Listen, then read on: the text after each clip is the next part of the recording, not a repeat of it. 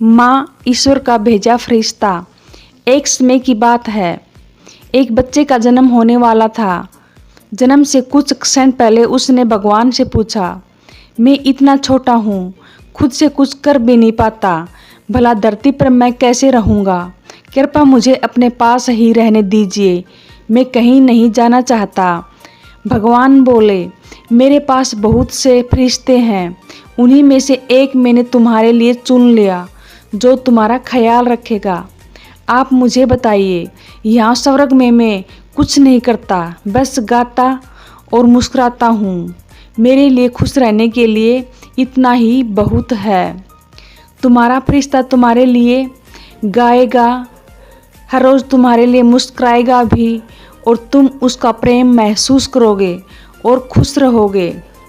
फिर बच्चे ने पूछा, लेकिन जब वहाँ के लोग मुझे बात करेंगे तो मैं समझूंगा कैसे, मुझे तो उनकी भाषा भी नहीं आती।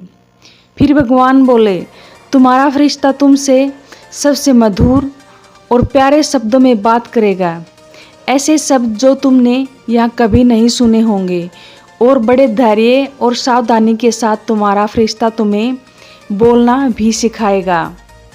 फिर बच्चे ने पूछा, लेकिन जब मुझे आपसे बात करनी होगी तो मैं क्या करूँगा। फिर भगवान बोले, तुम्हारा फरिश्ता तुम्हें हाथ जोड़कर प्रार्थना करनी सिखाएगा, और इस तरह तुम मुझसे बात कर सकोगे।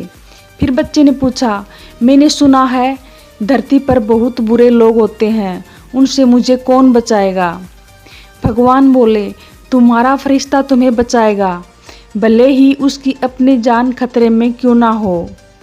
फिर बच्चे ने पूछा, लेकिन मैं हमेशा दुखी रहूँगा क्योंकि मैं आपको नहीं देख पाऊँगा। फिर भगवान बोले, तुम इसकी चिंता मत करना, तुम्हारा फरिश्ता तुम्हें हमेशा तुमसे मेरे बारे में बात करेगा, और तुम वापस मेरे पास कैसे आ सकते हो ये भी बताएगा। उस वक्त स्वर्ग में असीम शांति थी, पर पृथ्वी से किसी के कहराने की आवाज़ आ रही थी।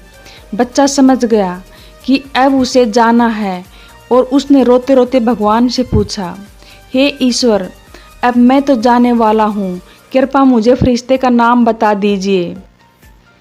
फिर मुस्कुराकर भगवान बोले, तुम्हारे लिए फरिश्ते का नाम का कोई महत्व नहीं है, बस इतना जानो कि तुम उसे माँ कहकर पुकार सकते हो।